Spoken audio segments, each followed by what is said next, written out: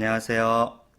오늘도 말씀이신 예수님과 함께 동행하길 원하시는 여러분을 축복합니다. 함께 묵상하실 말씀은 고린도전서 15장 19절부터 20절 말씀입니다. 만일 그리스도 안에서 우리가 바라는 것이 다만 이 세상의 삶뿐이면 모든 사람 가운데 우리가 더욱 불쌍한 자이리라. 그러나 이제 그리스도께서 죽은 자 가운데서 다시 살아나사 잠자는 자들의 첫 열매가 되셨도다. 이번 주는 부활에 대한 주제를 가지고 주제 토크를 이어가려고 합니다. 저는 간혹 부활절에 삶은 달걀을 먹으시는 교회 안의 성도님들에게 부활이 무엇일까요? 라고 질문을 하고 싶을 때가 있습니다. 제가 진정한 회심을 경험하기 전에 부활이라는 것은 대단히 막연한 개념이었습니다.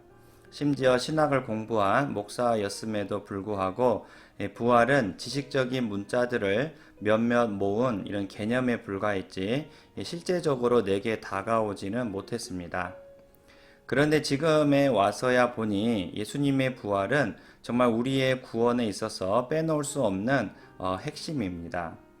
부활을 모른다면 구원받은 사람인지 의심이 갈 정도로 핵심 중에 핵심이 되는 것이죠.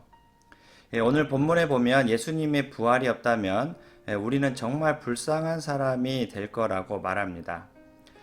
왜 그럴까요? 바로 죽으면 끝이기 때문이죠.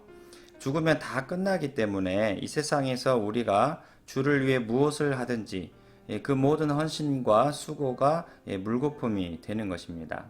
아니, 우리가 예수님을 주님으로 믿는 그 믿음 자체가 헛것이 될 수 있는 것이죠. 그냥 말 못하는 목석 앞에서 기도를 드리고 사람이 망치로 때려서 만든 그 도금상 앞에서 절하는 우상 숭배에 불과한 것입니다. 왜 그럴까요? 바로 죽으면 다 끝나기 때문입니다. 우리가 이런 생각을 할 수 있는 이유는 우리가 주와 그리스도로 믿는 예수님은 우리와 똑같이 사람이 되셨기 때문입니다.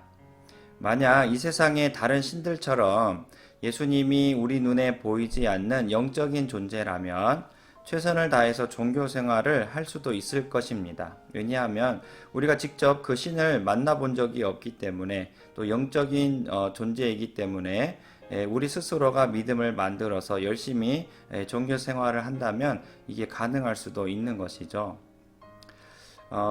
직접 만나본 적이 없는 영적인 존재가 예수이므로 우리가 스스로 믿음을 만들기를 그분은 정말 하나님이시다라고 우리 스스로가 믿음을 만든다면 이 계속적인 이 종교 생활이 가능해지는 것입니다.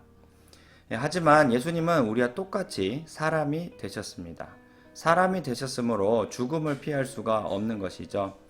이때 예수님이 다시 살아나시지 않았다면 우리는 어떤 생각을 할 수가 있을까요?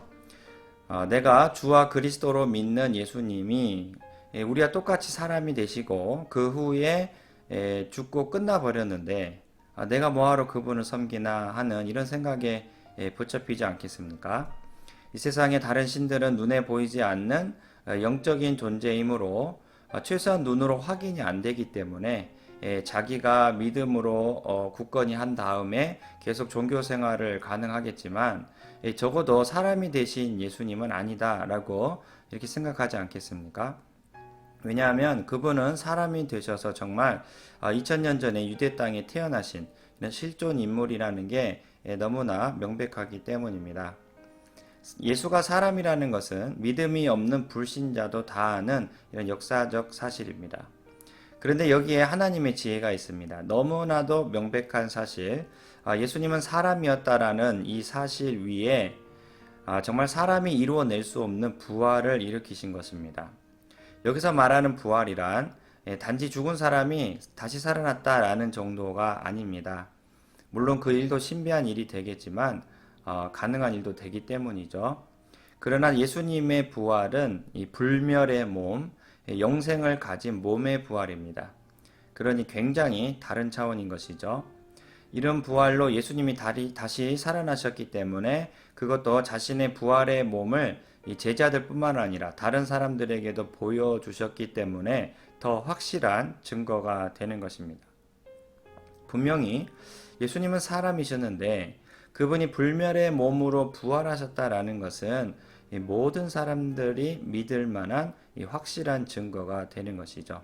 지금 우리가 갖는 믿음은 결코 헛되고 죽은 믿음이 아닙니다. 계속 예수님의 부활을 생각하시면서 믿음의 길을 걸으시길 축복합니다.